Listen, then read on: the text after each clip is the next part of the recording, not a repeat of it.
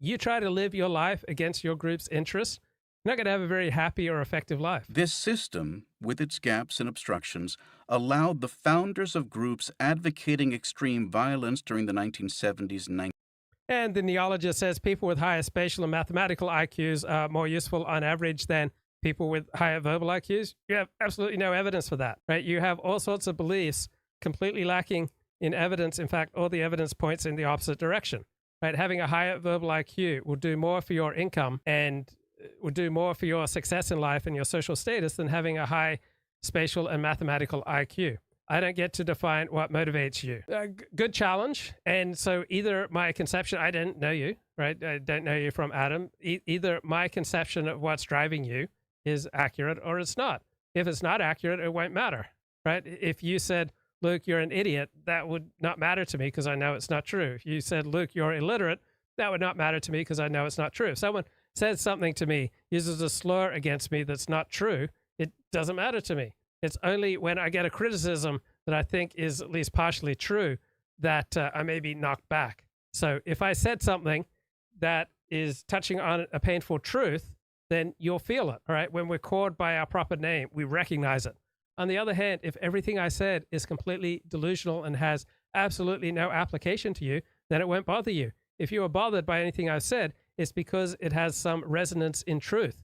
It reflects a painful part of reality that you would prefer to ignore. On the other hand, what I'm saying bears absolutely no resemblance to the reality of your life, then it won't bother you in the least. Because I'm just speaking something that has absolutely no application to you. We are not bothered by people making criticisms that have no validity of us. We're not bothered by criticisms that have no basis in reality. 1980s to act without consequences.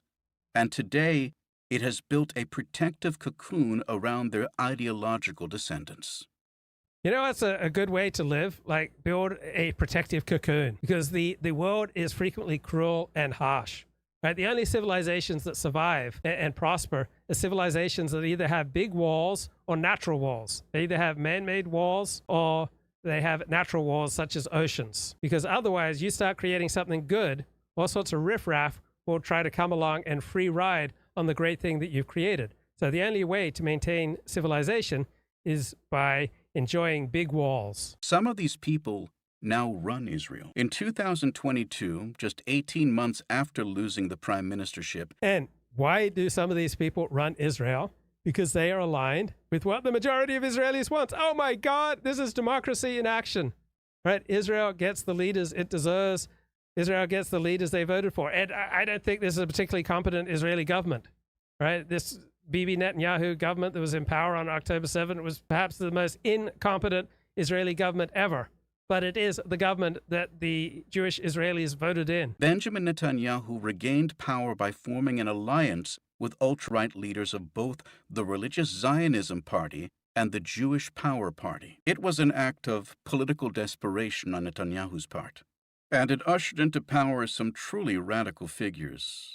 People like Smotrich and Itamar Ben-Gvir. Yeah, it brought to power a lot of ill-educated, unbalanced people, just like the alternative for Germany, the AfD. All right, it's having a lot of problems. Oh my God, why would the alternative for Germany, the right-wing party in Germany, have a lot of problems?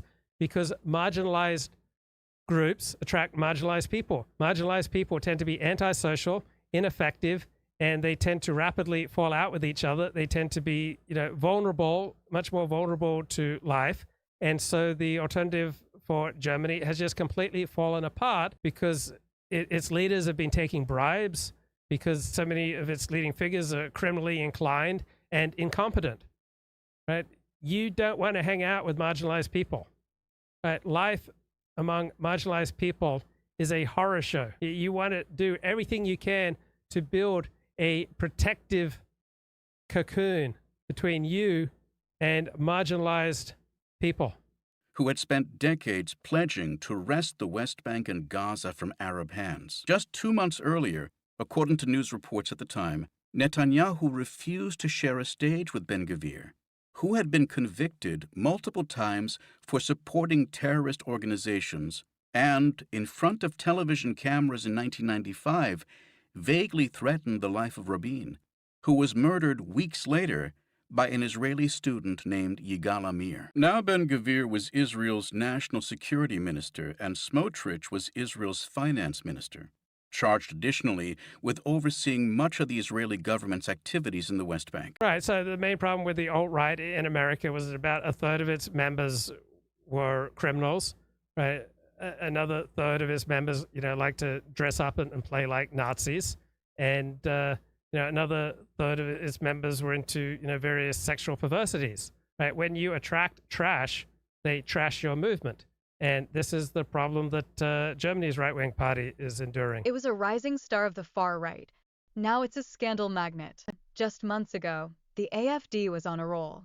With all-time best poll ratings, the German far-right party appeared headed for record election scores this year, promising to extend a winning streak for nationalist and populist parties across the region. Now, an avalanche of scandals is clouding the party's national and European ambitions.